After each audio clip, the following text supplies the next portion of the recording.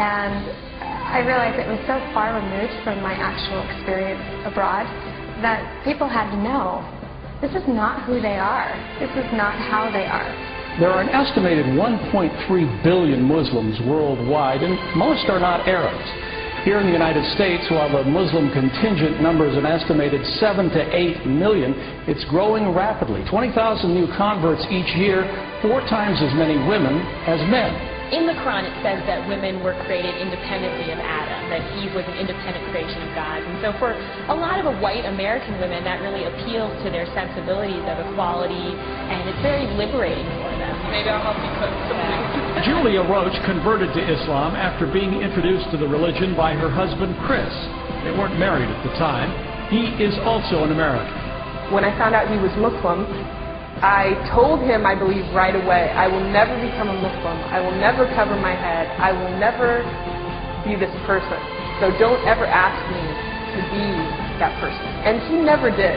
But she did have lively discussions with him about religion. She was raised a Christian and said she converted after she was able to see past the stereotypes and learned about the values of Islam. The concept of freedom and liberty of each individual person and the rights of each person, and that's all wrapped up in the theological teachings of Islam.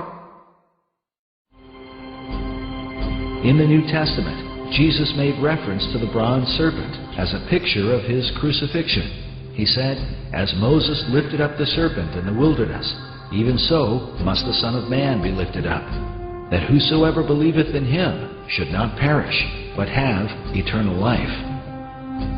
Some believe that the serpent cross is the original inspiration for the American dollar sign today.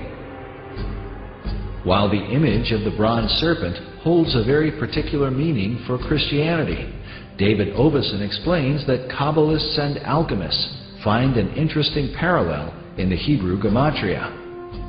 The Hebrew word for the serpent of Moses is Nakash, which means the shining one. The numerical gematria for Nakash is 358. This is also the numerical equivalent for the Hebrew word Mashiach, or Messiah. Oveson claims that these numerical equivalents allowed magicians to draw a connection between the brazen or bronze serpent and the Messiah. But exactly what Messiah do they mean? The phrase e pluribus unum, or out of many, one, appears in the banner held in the mouth of the American eagle.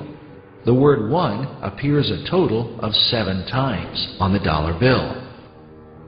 Oveson writes, "In magical numerology, the number 7 is regarded with a special veneration.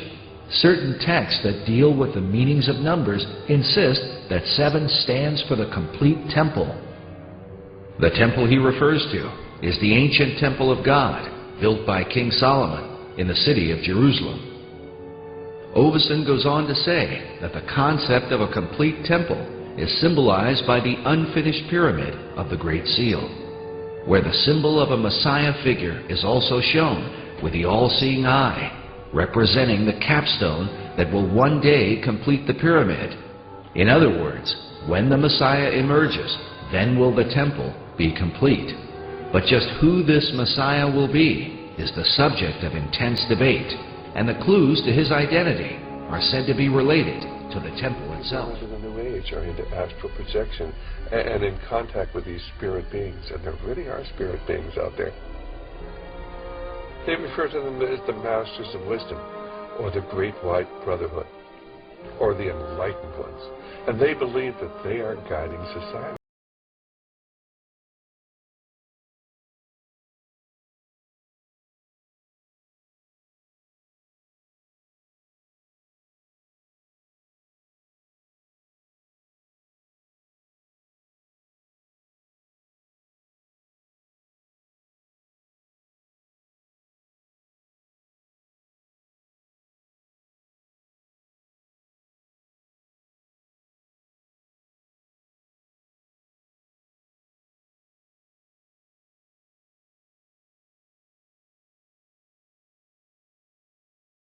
Of which are intent upon ruling the world.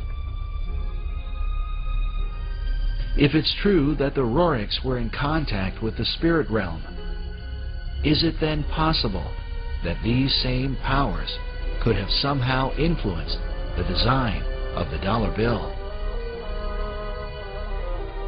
And I know some of this is review for people that have gone through this, but I still think for people that don't know, this is important to understand these things. This is a dollar bill, which is the now devalued dollar bill.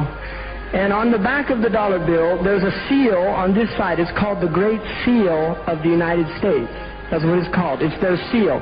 Now, behind the seal, this is actually what is behind the Great Seal of the United States, is a pyramid with one eye.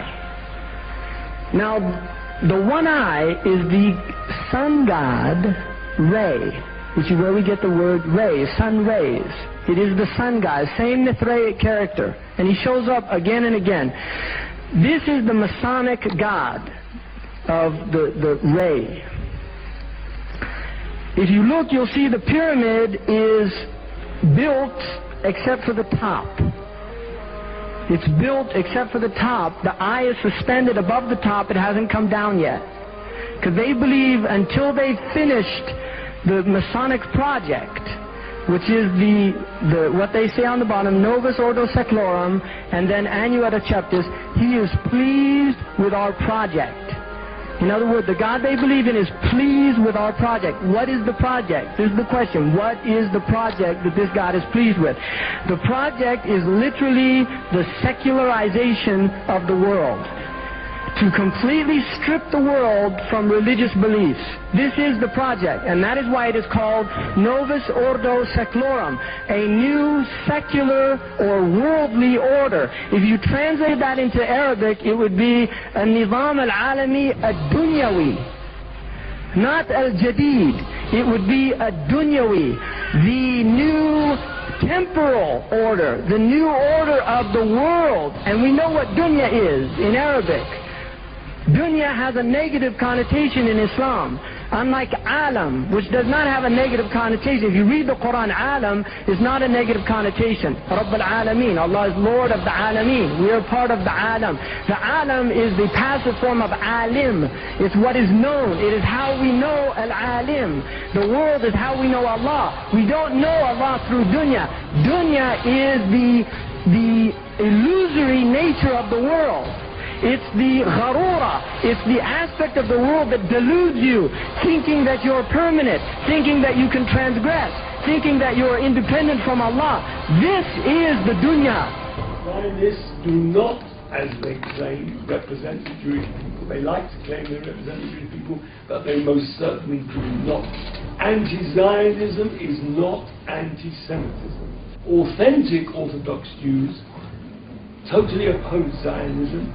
They sympathize entirely with the Palestinian cause, and they protest the wrongs that are done to them.